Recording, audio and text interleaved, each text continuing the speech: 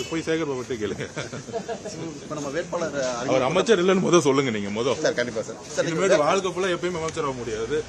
முதலமைச்சர் பதவியும் வந்து போயிருச்சுன்னு சொல்லுங்க. இப்ப எலெக்ஷன் கமிஷன் என்ன சொல்றாங்களோ, என்ன நோட்டிபிகேஷன் இருக்கோ அதை ஃபாலோ பண்ணும். ஆர்ஓ தான் ஒவ்வொரு தொகுதியிலும் அத்தாரிட்டி. ஆர்ஓ மீறி முதலமைச்சருக்கும் சரி அமைச்சர்களும் சரி எந்த அதிகாரமும் கிடையாது. எம்எல்ஏக்கு அதிகாரம் கிடையாது. ஆனா ஒவ்வொரு தொகுதியிலையும் முக்கியமா தமிழக வெற்றி கழகம் இருக்கும் பாருங்க, எங்கெல்லாம் ஆபீஸ் போடுறாங்களோ பணிமனை போடுறாங்களோ அங்க உடனே வெக்கேட் பண்ண சொல்றது, உடனே வந்து அந்தந்த பத்திரத்துல பிரச்சனை இருக்குன்னு ஒரு பிரச்சனையை கிளப்புறது, ரெவன்யூ டிபார்ட்மெண்ட்ல விடுறது, ரிஜிஸ்ட்ரேஷன் டிபார்ட்மெண்ட் விடுறது, HRNC சொல்றது. 40 வருஷமா இருக்கிறாங்க. அப்ப பிரச்சனைனா கோர்ட்ல போய் ஆர்டர் வாங்கிட்டு வரணும் ஒருத்தர் வெக்கேட் பண்ண சொல்லணும். ஆனா அந்த ஓனர்ஸ வயசானவங்களும் பார்க்காம 85 வயசு இருக்க ஒரு பெண்களை வந்து மிரட்டுறது, ரவுடித்தனம் பண்றது, இதை பண்ணி எங்க ஆபீஸ் வந்து காலி பண்ண சொல்லியிருக்காங்க. ஒன்னும் இல்ல, எங்களால வந்து இங்க இருக்கக்கூடிய ஓனர்ஸ்க்கு வந்து எந்த பிரச்சனை இல்லாம நாங்க இந்த ஆபீஸ் விட்டு வெக்கேட் பண்றோம். ஆனால் இந்த அராஜகமும் இந்த ரவுடித்தனமும் கண்டிப்பா கண்டிக்கத்தக்கது. வில்லிவாக்கம் மட்டும் இல்ல, எல்லா தொகுதியிலுமே இந்த ஆபீஸை போட விடாம நிப்பாட்டுறாங்க திமுக காரங்க. அது அவங்க வந்து எங்களுடைய பிரச்சாரத்தை பார்த்து பயந்துட்டு இருக்காங்க.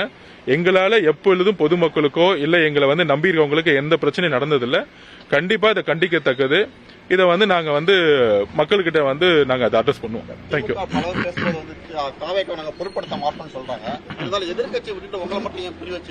அதாவது இது வரைக்கும் நீங்களே பார்த்திருப்பீங்க, மகாபலிபுரத்தில் மட்டும்தான் நாங்க வந்து மீட்டிங் நடத்திருக்கோம். சென்னை சிட்டில எந்த மண்டபத்துக்கும் அப்ரூவ் கொடுக்க கூடாதுன்னு முதலமைச்சரும் முதலமைச்சர் குடும்பம் அங்க இருக்க அமைச்சர்களே போன் பண்ணி எல்லா மண்டபத்தையுமே மிரட்டியிருக்காங்க.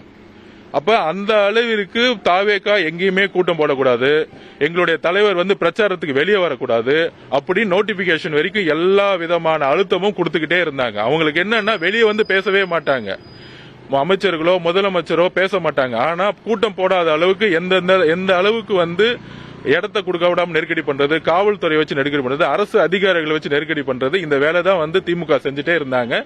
இப்ப தமிழக வெற்றி கழகம் வந்து எந்த இடத்துலயும் தேர்தல் அலுவலகம் போடக்கூடாது, பணிமனை போடக்கூடாதுங்கிற ஒரு ஒரு ஒரு ஒரு ஒரு பயத்தால வந்து ஏற்பட்ட ஒரு வெளிப்பாடுனால இந்த வேலையெல்லாம் செஞ்சுட்டு இருக்காங்க. அதையெல்லாம் நாங்க எதிர்கொள்ளுவோம். எங்களுக்கு இங்க ஆபீஸ்லனாலும் பரவாயில்ல, தெருவா நடந்து ரோட்ல நடந்து நாங்க பிரச்சாரம் பண்ணுவோம். அதனால வந்து இதை நாங்க எதிர்கொள்வதற்கு தயாரா இருக்கோம். அவ்வளவுதான். தேங்க்யூ. கூடிய சீக்கிரத்தில் தலைவர் அனௌன்ஸ் பண்ணுவார். தேங்க்யூ.